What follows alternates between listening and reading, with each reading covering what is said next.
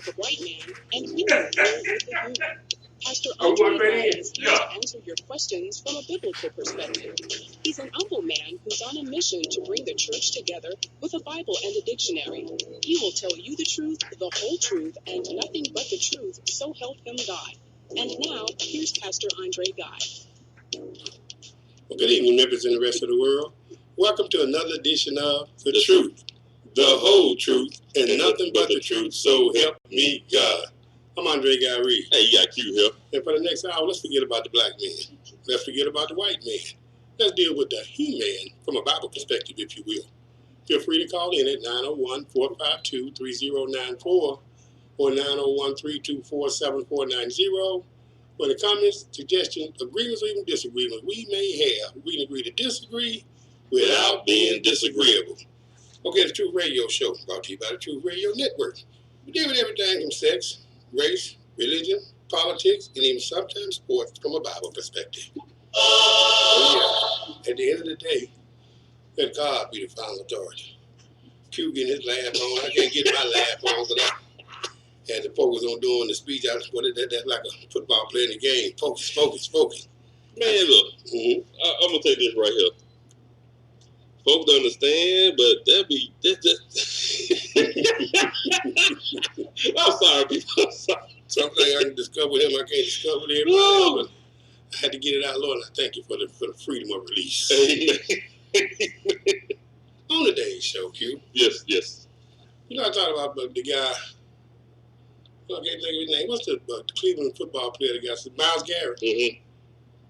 I think that's right. Yeah, Myles, I think so. You know, I really think that guy had a chance if he had a winning there, contrite and humble rather. Some man that I just lost my head. And I think he probably would go with the 6-game suspension, but they would have got that definite off of him. Mm-hmm. Somebody got his head and told him to play that black card. You know, Juicy Smollett messed up right now. Playing that is Juicy. It ain't no just Jussii is Juicy. Juicy Smollett. Play that black. It seems like every situation you get in now, play the black card. At what point do we live life? I'm a man. Looking for the same things as the white man, and the Asian man, the Hispanic man, the opportunity to be successful in America. What's wrong with that? Who we got there? D-collar. Hey, you ain't waiting nobody to start talking and sit him on in. Heaven, Jesus speaking. How are you? I don't know you. That's a good one. Uh-huh. I forgot. I got a question, man. Okay. Why do you hate me, man? Never. I can't tell. Why? I forgot. Mm-hmm. I understand why old lady Jones don't like her and stuff, because she's a hateful old lady. Much Jones don't hate you. Much Jones don't hate nobody. Much Jones don't hate nobody. I know Much Jones. She's not a hate. Don't have a hateful bone in her body. No, she don't. That's why you hate me, man. Okay, why? Every time I start liking somebody, you get rid of them. Like who? You got rid of Miss Ann. You got rid of, what's that dude's name? You know I like that dude and stuff. He don't call no more. What dude? Oh, God, what is his name? We call him Harry. Call himself some Keith. Yeah, call himself some Keith. Okay. Yeah. I'll tell you this. I don't plan on hearing from Big C no more, because you saw him kind of liking him and stuff. Now, I'm not trying to make this thing really work, okay? Okay. To see whether or not this plan gonna keep up with you getting rid of people that I like. I don't try to. Well, that's the guy. Mm-hmm. I like me some Ricky. You like some Ricky? Yeah. It's come out the closet day to day. Yeah. We don't hear from him no more. We don't hear from Mr. Ham. We don't hear from Harry O. And because Jesus finally coming back in, and you gonna side with the white man on the Jesus. You let us pay for one. Wait a minute. First of all, how would I even know about siding with a white man over Judah. I don't side on black or white. I side on wrong or right. But you did on yesterday. Even Judah picked up on it. How's that? Even Judah picked up on it. How is that? He was like, I felt like he did. How? What exactly is that I did that supposedly is siding with the white man? You sided with white, that white over Judah. Wasn't the good one. Tell me, Light Brown, what did Light Brown say that was wrong? Light Brown was right. Well, why you had to turn on Judah? Because Judah was trying to inflame, you know, and I know, that Judah down with them black Hebrew Israelites. You know that. Yeah. So and you know, and I know, like Judah don't want to admit how them black Hebrew Israelites feel about white folks. But you know, we know. I don't know about the Hebrew Israelites. Well, don't worry. I'm gonna take your word. Well, I'll play a clip of them in just a minute, so to make sure that you know. Well, anyway, and you know, just like I know, that any chance Judah get, he ain't got a chance to jump Dan, because Dan ain't called lately. He been listening in. He listening in now. He waiting to catch any white boys that call in here, and Judah coming. Now you tell me I'm wrong. Well, I can't say you're wrong on that one, but I do have to ask you this. Okay. Why do Hebrew Israelites hate the white people? That ain't right. Because they think the black man is God. The Hebrew Israelites think the black man is God? Yes. The Muslims do too. Wow. Yeah. That's a shocker. That's what that black ideology do to you. They have you right around here. Guy, you know I'm some black man. You know I'm black. Why? I'm black in the black. I'm so black, y'all. But why? I can't go there. Tell me, why is it so important to identify yourself as a black man? Oh, it's extremely important. Tell me why. Okay? Tell me why. Why don't you ask me a question? Can I ask you? Please. Okay? In order for me not to think that black and my blackness is superior, and we're going to use the same one that you just brought into it, we're going against God. Okay? Now, What? I had nothing to do with the making of myself. Nothing whatsoever. Okay. Okay? Right? That was a God that made me. Now, that God saw fit to make me black. He made you human. He made me black. He made you human. He said from one. He said from one blood out. You tell me, say you never saw me. Wait a minute. Hold on. Is that what your blackness got you?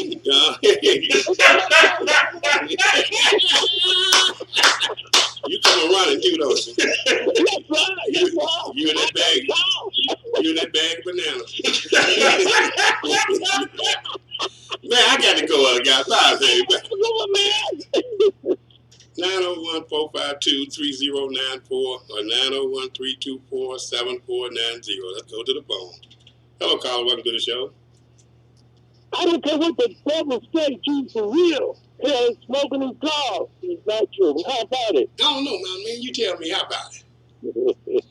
I tell you, the reason I'm calling, Dave, I just want to let everybody know I'm the son of my boss.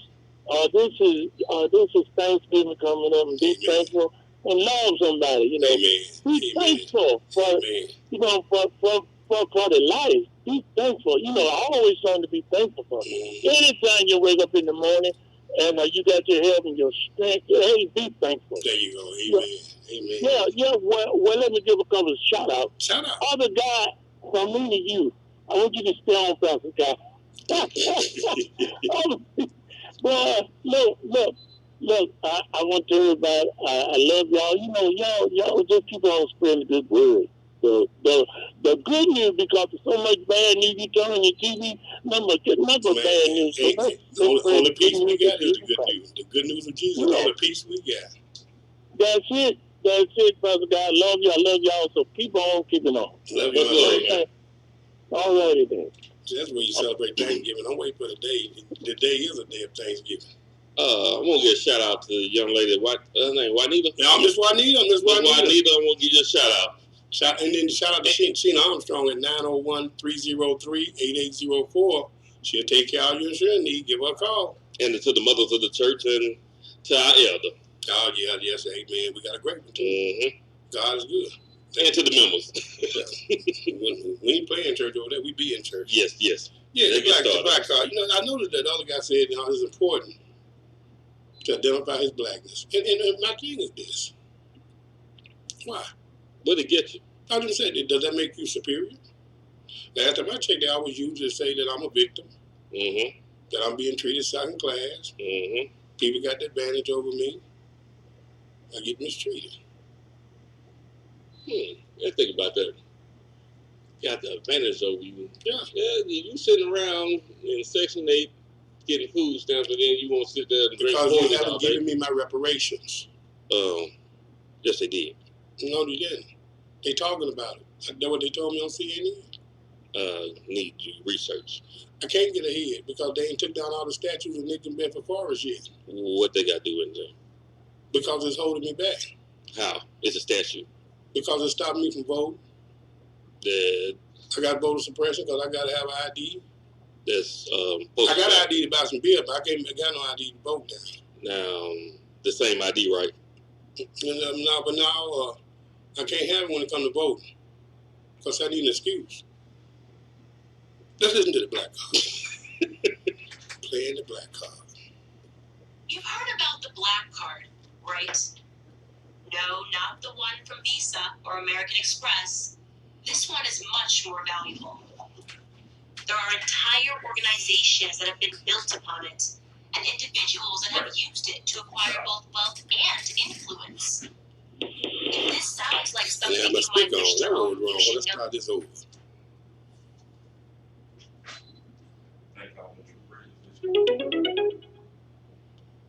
No, not the one from Visa or American Express. This one is much more valuable. There are entire organizations that have been built upon it, and individuals that have used it to acquire both wealth and influence. If this sounds like something you might wish to own, you should know that there is only one way you can get your hands on it. You have to be born with black skin. That's the only requirement. Really. You can be poor, middle class, rich, it doesn't matter. The black card will still confer upon you an entire history of oppression, even if you've never been oppressed. Flash the black card and most white people will cower.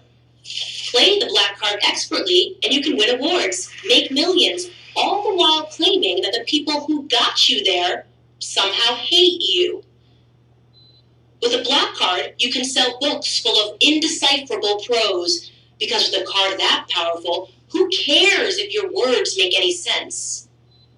You can call yourself a civil rights leader and shake down multinational corporations, or you can torch your own neighborhood because you didn't like the outcome of a grand jury verdict. Ironically, the people you might think have the most legitimate claim to the black card refuse to use it. Take my grandfather, for instance. He raised me from the time I was 9 years old.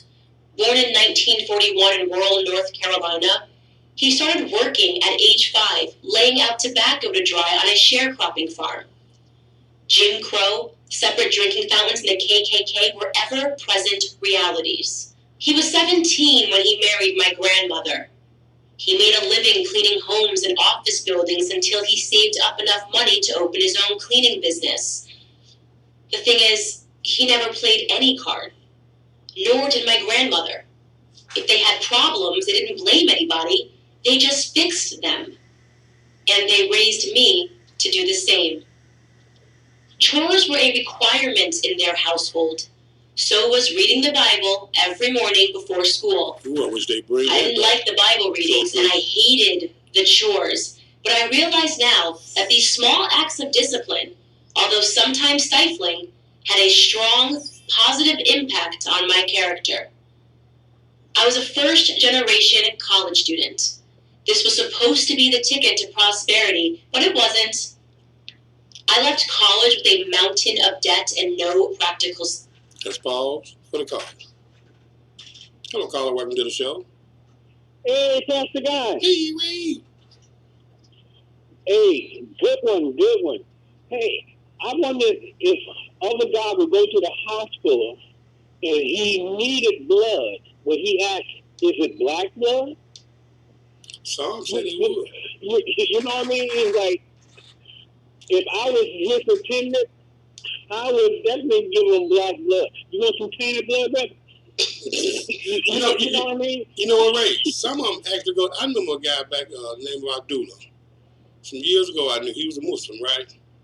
Mm-hmm. This dude was so hung up on eating pork that he messed around and caught his dog eating a pork bone, and he killed the dog. I can believe it, that hatred. I mean, he was just that zealous with what he was going with that, man. Man, that is so crazy. And you know, Pastor, when the Bloods and Cribs used to come into our hospital, we treated them the same as we treated everybody else. They're human beings. Even though they was mean and angry young men. They still human beings. And then you know this, Ray? Blacks are the only race where if a black tells another black he voted Republican, they're the only race that say you disgracing your race, you rebuking your race if you vote some other than Democrat. No other race does that, man. It fascinates me. I know, because you hear me say all the time, I'm a resident Republican. I don't care. You know what I mean? I just know who I am, who I must serve. I said to a sister today, and she white the other guy, her name is Tina. I said, Sister Tina, I said, when we worked at that hospital, she said, Ray, you was the craziest. She said, I couldn't believe some of the things that you would say to calm your people down. I said, I love my black people. Right. But they will go off in that emergency room. The truth is true. And if you say something about it, then once again, you're betraying the race. Yeah, and I walk in there, set your butt down. Yeah, I'm watch out. Hold up, Ray. Hold up, Abdullah. You brought that gorilla in, but Pastor, you have to walk out there with some type of authority because we're trying to do a job in the back of taking care of people. You got all types of people in that emergency room. But Ray, you come too strong. How tall are you? What, about 5'5", 5'6"? I'm 5'4" and a quarter. 5'4". Give me that quarter. And the quarter. And you going that gorilla like you Kevin Hart, ain't you? That's what I'm saying. You know, when you work with people and you enjoy, we all in our 60s, we look back, we in the church, but when we go on that job and trying to do the right thing. Right. I'm so glad that Jesus changed Ray's heart. I'm so glad Jesus changed me. Lord, I thank you. All types of people. Same here. So other God, I'm glad I ain't got to give you an enema. Make sure you ever do lead a cap on. Oh, Ricky. But I'm just saying, how many people will walk in that hospital and want just black blood to live? Yeah, man, at the end of the day, the scripture said, from one blood I made all nations. We all brothers and sisters. At the end of the day. There you hear it. Q. Yes, sir. You cooking ribs on Thursday? I'm thinking about it. Oh, okay. I'm giving you my wife's phone number so you can say, hey, Q said, come on over. Stay good, Ray. Love you, man. I love y'all. Bye-bye. You got another caller? Yes, sir. Send them through. Hello, caller. Welcome to the show. Hey, what's up, Pastor Guy? What's up, Q? Hello, RC. Happy Thanksgiving to you. Hello, RC. Not much, man. Okay, Q, what's that question you want to ask before I get started? I said, I wonder as a Muslim guy needed blood transfusion, they're gonna ask him that the guy eat some pork before he do that or something, because it seems like pork is real bad for him, right? It goes against their faith. So they couldn't get a blood transfusion then. No, I think they can get. I know Jehovah's Witnesses won't. Did he take it? Yeah. No, yeah, I think he will take it because it's a matter of life and death. And I think the people who support him, standing beside his bedside, would also encourage him to take the blood if he wanted to live. If you need a blood transfusion, would you take a transfusion from a racist? But I wouldn't care if you white, black, Amen. brown, yellow, or red. Amen. How you want to live? Because at the end of the day, like I said, Pastor, first of all, I'm a man of God. Watch out, I'm a man of God, and I live a very practical. So that makes you an independent thinker. You're supposed to be. When I see. You're not supposed to live a practical life. You're supposed to live a spiritual life. He said, those that worship me must worship me in spirit and in truth, not practicality. Let me explain my answer what I'm trying to say, Pastor Guy. Okay. My everyday life as I go into the world, Pastor Guy, I'm very practical against my neighbor. I give a person respect just You're very practical against your neighbor. Give me. That's what you said. Wait, you just said I'm very practical against my neighbor. No, I said every day I go into the world. Every day I go into the world and I meet my neighbors, meet friends or people who I don't know. I live a practical life in that aspect. I treat people as I want to be treated.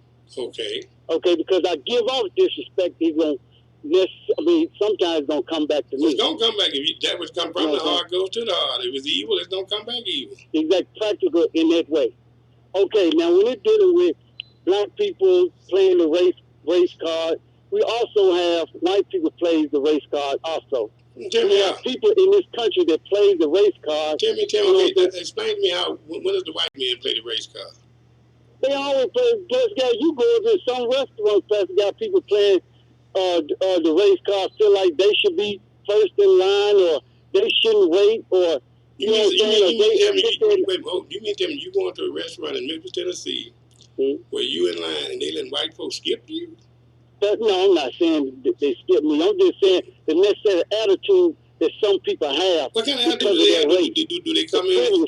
Do they come in? Do you feel like I'm not saying all. I'm just saying some people have. But do you feel like they're looking down on you?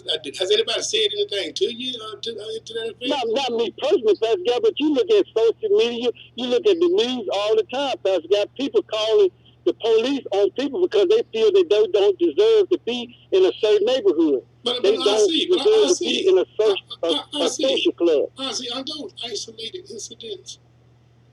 Of course they isolate incidents, but me personally, Pastor Guy, like I said, me personally, I don't deal with those situations because, like I said, I respect people, you know what I'm saying, like I want to be respected. Let me ask you a question. Now, I'm not saying that I never experienced racism before because I have. Okay, let me ask you a question because I know men like you, working for the third richest man in the world, you dealt with a whole lot of kind of people.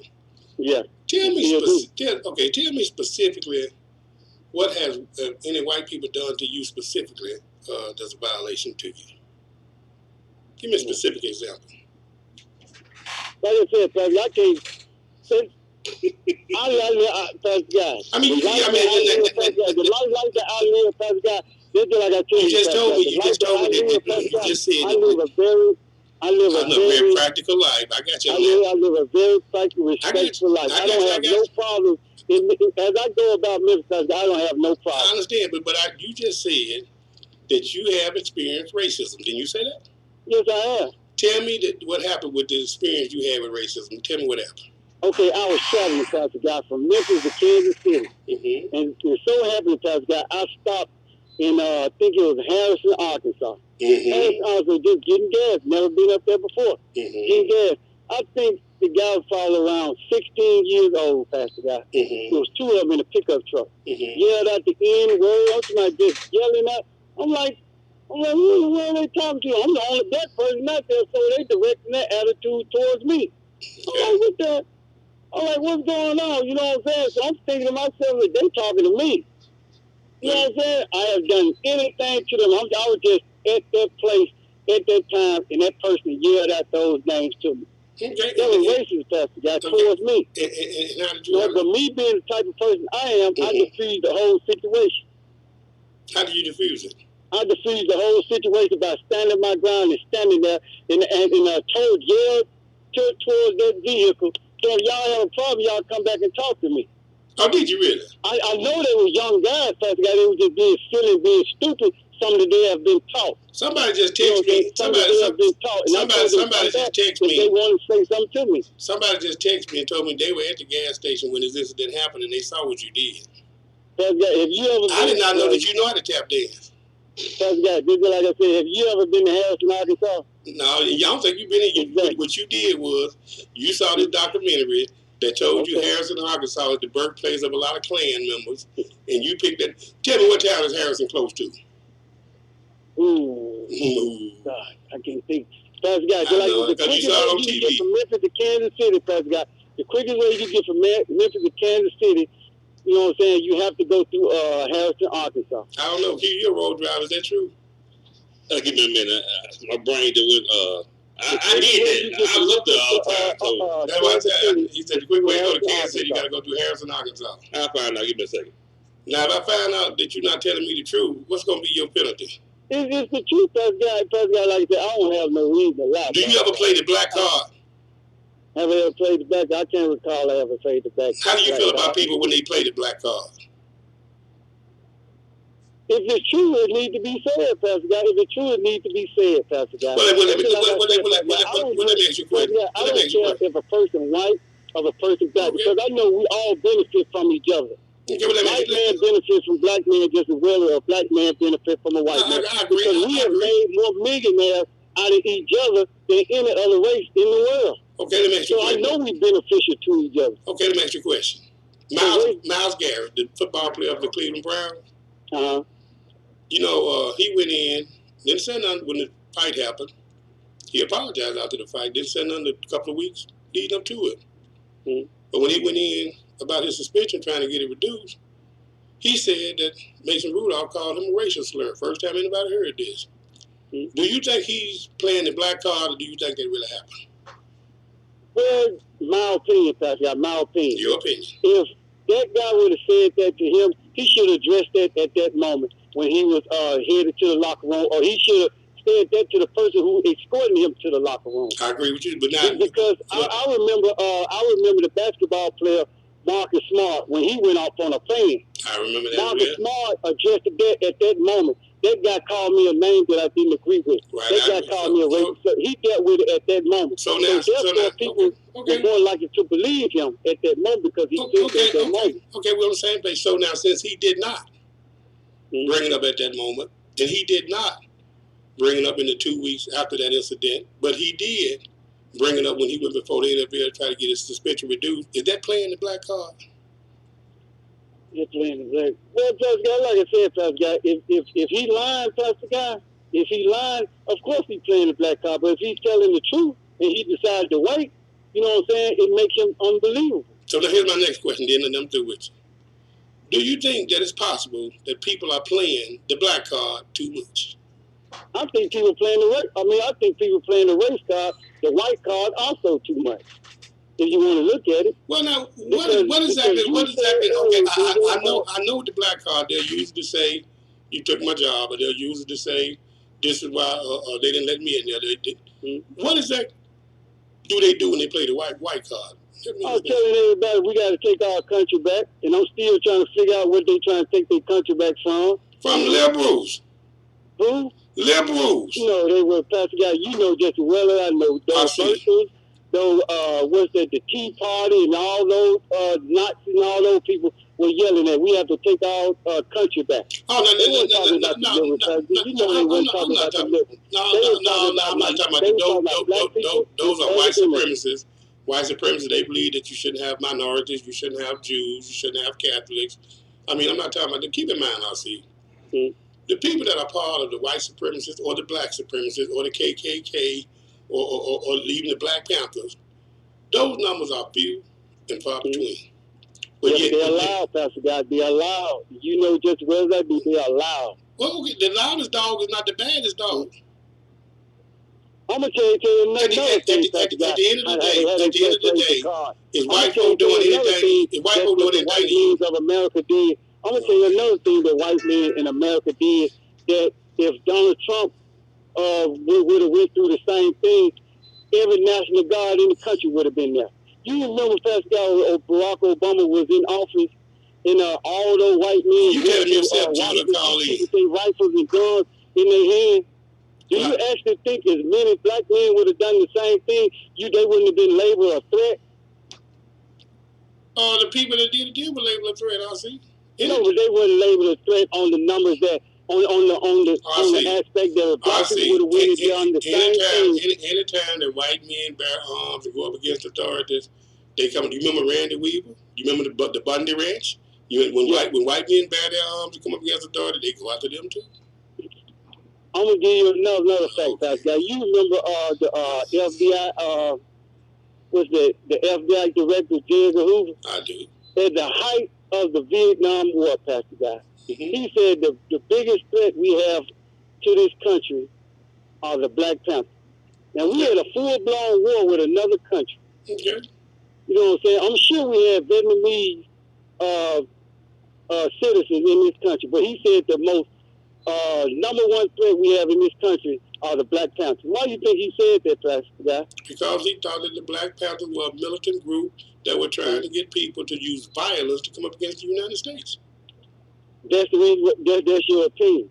That's what they said, you have sir. to also think openly, Pastor Guy. That's what they said. He said that because he was scared of. Because he was scared of, Pastor Guy. He was scared of a war between blacks and white in America. Who wasn't?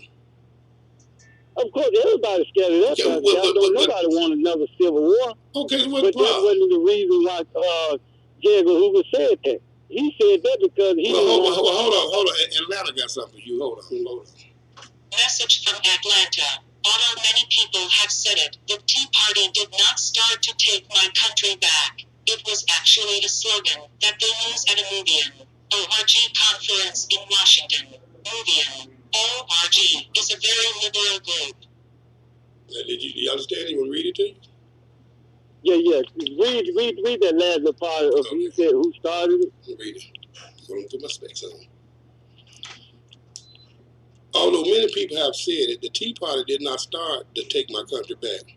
It was actually a slogan they used at MoveOn.org, a conference in Washington. MoveOn.org is a very liberal group. I didn't say who started, Pastor Guy. I say they were yelling it loud. And I was wondering why you mentioned Donald Trump. That, or who they were taking their country back from. And the slogan they have now, Pastor Guy, making my country great again. I want to know, Pastor Guy, what time and place was America great for all citizens? I'll be glad to tell you when. What time and date? It was in the time. Well, let me tell you when, since you want to know when. It was in time of the Barack Obama administration, when you had the people in the Middle East got him running around telling he drawing lines in the sand. If you cross this line, what I'm going to do it, they cross it every time. It was the time where the American economy was no longer at the top heap of the economies of the world. It was the time when South Korea was bombing out missiles and stuff, talking about starting World War III. That was the time when America wasn't great again because wasn't nobody fearing America. Donald J. Trump has become the president, and all of a sudden, Korea turns over bodies that they never turned over in 50-something years. All of a sudden, those folks over in the Middle East, they know, play with this one if you want to, and you're going to get played.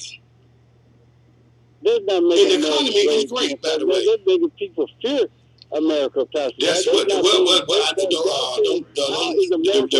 purpose of military power is to make people fear you. Pastor God, I'm going to say the word of Martin Luther King. America have shown their military power around the world, have shown their military might around the world, but they have the same obligation to show their moral character. And this was this president of the United States lacking. I'm going to end on this one. I'm going to end on this one in the words of Martin Luther King. Everybody my color ain't my kind, and everybody my kind ain't my color. I agree. Amen. Bye, man. Oh, mine is terrible. Is that the last one? That's the last one. Let's finish listening to this black card. Can't get away from it because they use it all the time. It ain't nothing but an excuse, but they use it still. Skills. I had just $80 in my bank account and very few. Now, that these small acts of discipline, although sometimes stifling, had a strong, positive impact on my character. I was a first-generation college student. This was supposed to be the ticket to prosperity, but it wasn't. I left college with a mountain of debt and no practical skills. I had just $80 in my bank account and very few prospects. I could have given up. I could have dug deep into my history and declared myself a natural product of ancestral oppression. I could have played the black card and absolved myself of all responsibility for my own stupid decisions. Except I didn't. Because it would have destroyed my grandfather's legacy. I am proud that he had the fortitude to turn nothing into something, and I have no intention of reversing that something back into a nothing. My attitude comes with a price, however. Because if you are born black and you don't accept your natural status as a victim, then the validity of your blackness is immediately called into question. Well, so be it. If believing in myself, if accepting the responsibility for my failures somehow disqualifies me from owning an imaginary card, then let me be the first to declare that I don't want one. I also don't want Cornell West, Al Sharpton, or insert anyone else who uses their skin color to game the system as a role model. I already have my grandfather. If there's one thing that my family history has taught me, it's that I do not need a black card or an imaginary anything to make something of myself.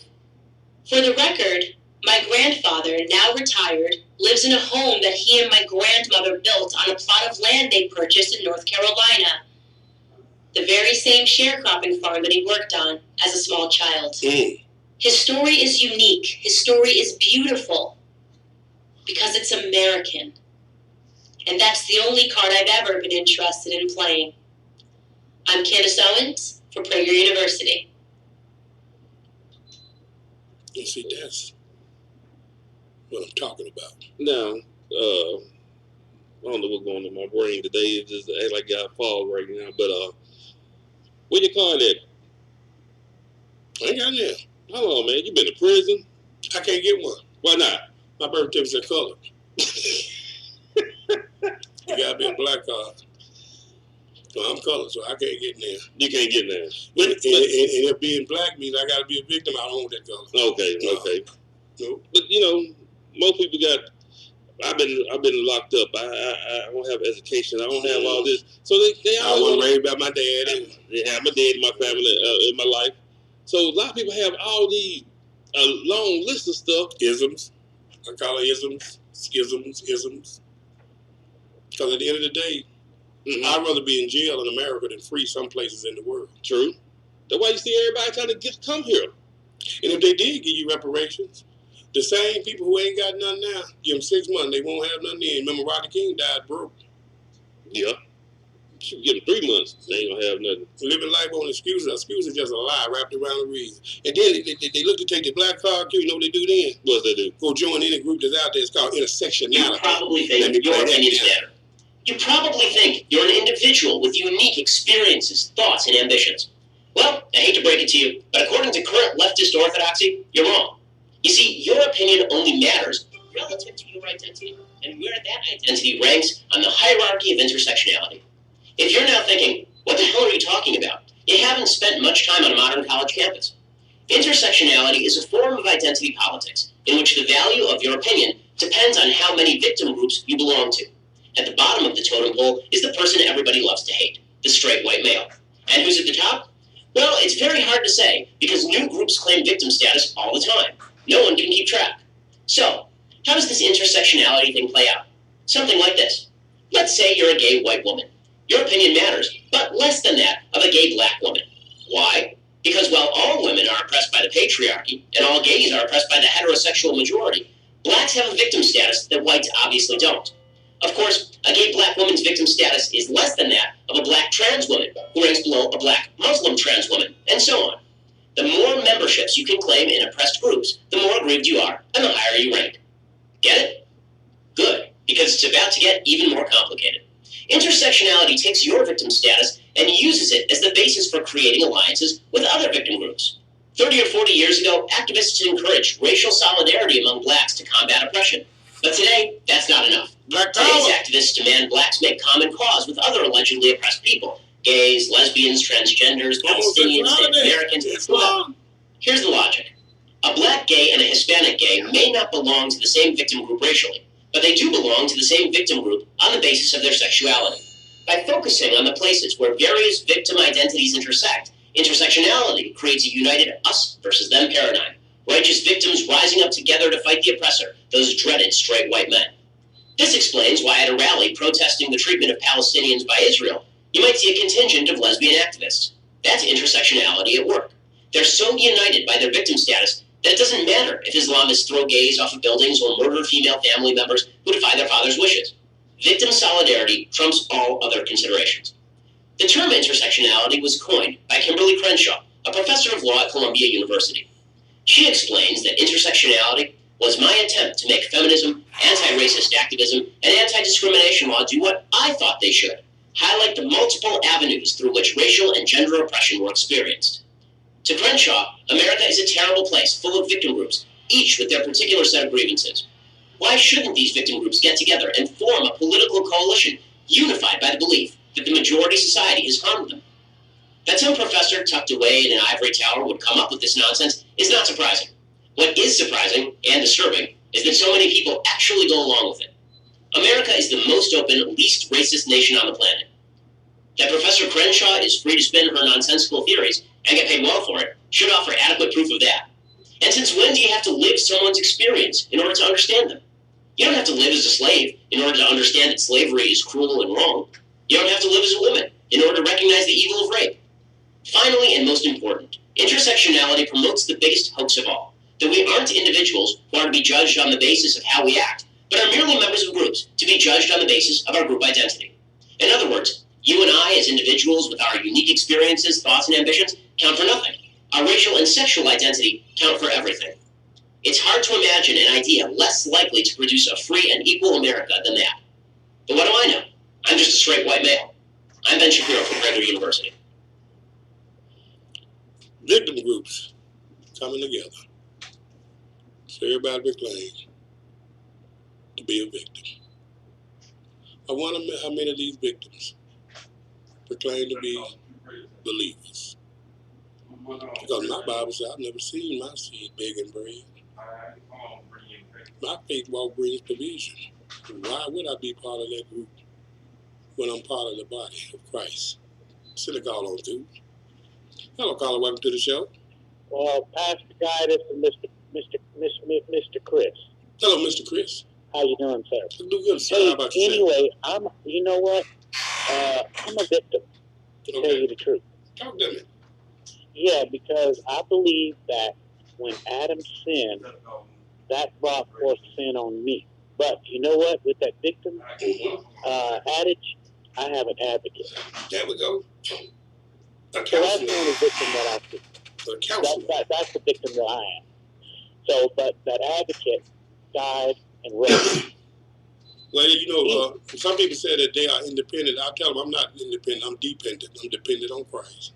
You got that right. Now tell me this. The last caller that you had, he says that he was living a practical life. Mm-hmm. What does that mean? I don't know. I try to explain to him that as a believer, you should be living a spiritual life, but he says he lives practical. Because I've never heard that life defined as living practical. Well, you probably will hear a lot of things you never heard before listening to Brother R.C., I can assure you. Oh, okay. but I'm not curious about it, and it doesn't mean anything to me. But I tell you what, I put out a call. I'll see if you listening. Call back in and let us know what do you mean by practicality. Let's see if we find out, Mr. Chris. How about that? Okay, and I have one more thing for you. Talk to me. I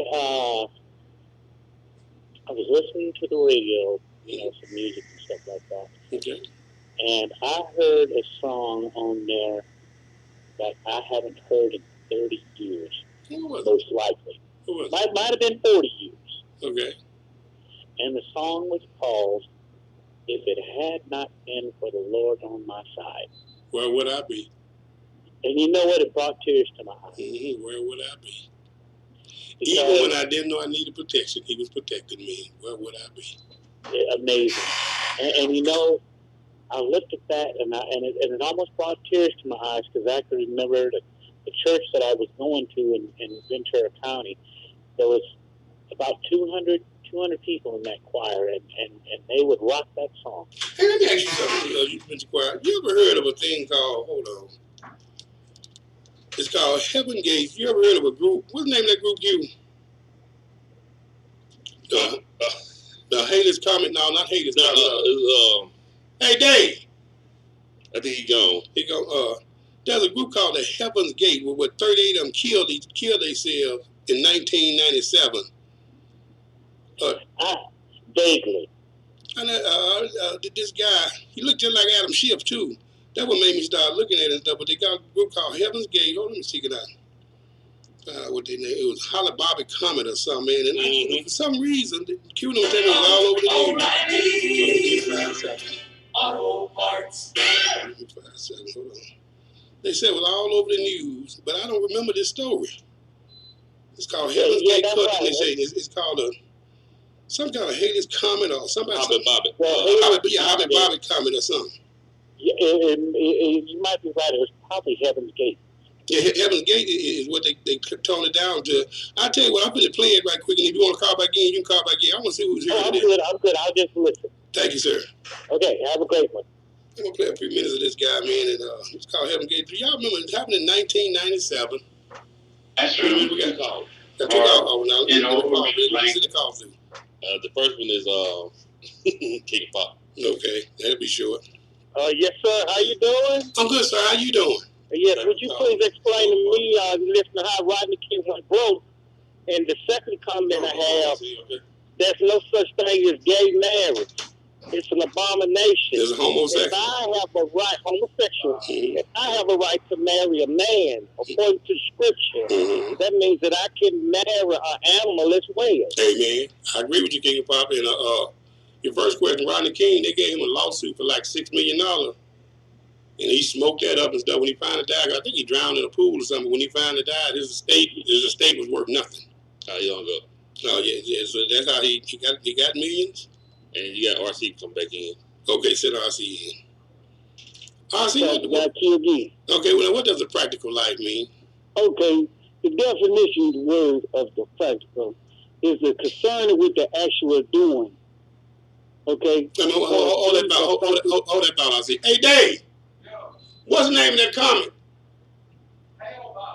It's the Hellbot comment. Okay, go ahead, RC. Okay, the definition of practical means concerning with the actual doing or use of something rather than theory or idea. What you reading from? What are you reading from? No, that's the Google word. I got Google where I'll just read the definition of the word practical, meaning a practical, like I said, I live a practical life. That's just like I said, like the Bible says, Pastor, because I look at the Bible. The Bible doesn't tell you to live a practical life. It tells you to live a spiritual life. Pastor God, I look at the Bible as being practical as well as it is spiritual. Because the Bible says, not our Pastor God, the Bible says, do unto others as you want them to do unto you. The Bible said, those that worship me in spirit and in truth. Okay, Pastor God, but didn't the Bible also say, do unto others you want them to do to you? Yeah, but what does that have to do with practicality? Okay. And the Bible also says, Pastor God, in the Bible also says, Pastor God, in Apostle Paul, you know what I'm saying? Wise thinkers lead to righteous living. Foolish thinkers lead to wrong living. Let me ask you a question about the Bible, RC. And the Bible also says, Pastor God, a man already thinks. So is a man thinking, so is he. So what you put in is what you're going to put out. No, so however you think, so everything I talk about is positive energy. Okay, let me ask you a question. Never racism, never negative. Amen. Straight facts and try to be independent down the line. Let me ask you a Bible question. Okay, go ahead. How many animals did Moses take on the ark? Well, Pastor God, from a science perspective, Pastor God, you really can't just say that. The Bible says a certain amount.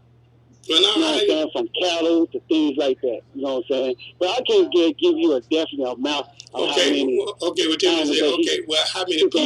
How many people did Moses take on the ark? But like I said, I'm not a Bible thumper, Pastor God. Because like I said, from the beginning of what I was telling you about, to me, the Bible is spiritual as well as it is practical. If I find myself dwelling in something that I don't understand or dwelling in a wrong direction, I go to the Bible and I try to search it and read it for myself, try to have better understanding. Because the Bible also says that, you know just as well as I do, and you know, the Bible said don't dwell on your own understanding. Okay, that's right. I got one more question for you. Okay. How old was Moses when he went on the ark? See what I'm saying? I don't think Moses had a birth certificate when he went on the ark. Well, not Moses went on the ark. No, wait a minute, it's Noah. Oh, okay. See what I'm saying? You know what I'm saying? The trickery See the chicken with Pastor Guy? Yeah, I just wanted I'm a practical person, Pastor Guy. Like I said, I look at the Bible as being practical as well as it is spiritual. And that guy who called you, you know what I'm saying, about the word practical, the practical is actually doing instead of going off theory. Because if you practice something, you know what I'm saying, if you give something to someone, you expect it back. That comes from respect and everything. And I think if America gives more respect towards each other, whether you're a white person or black person, we'll be a better country. I gotta get to the next call. Thank y'all. See, okay. My friend Mike, he sent me something too. I gotta get some more. The Texas school district, okay, they mandating that they teach these kids how to have anal sex. Did you know that? They teaching the kids how to do it. They done moved away from abstinence. Mm-hmm. So since they moved away from abstinence and they're doing sex education, they feel like in order to do sex education properly, we need to teach you sex education by teaching you how to do oral sex, teaching you about anal sex, teaching you about heterosexual sex, so that way you know all the sexes that they got out there to make sure that you don't get it wrong when you get ready to go have sex. And what grade you in? What grade? Of course, we started at kindergarten again. So you gonna teach kindergarten about just like the little Planned Parenthood tape. Jesus Christ, they just trying. And y'all keep sending y'all kids to these public schools. Man, the minute you got the homeschool, God giving you an out. Whether you know the governor here, do you know they trying to cause a problem with the Tennessee thing where the governor gonna give them vouchers so they can send them to private schools. So now they trying to make it where it's taxable income to try to deter people from taking these kids out of public school. Because that's the whole objective, y'all, is to corral your child into these public schools so they can warehouse them out as liberal robots that are anti-God. You got too many options out there. You got charter school. You ain't got to pay for charter school.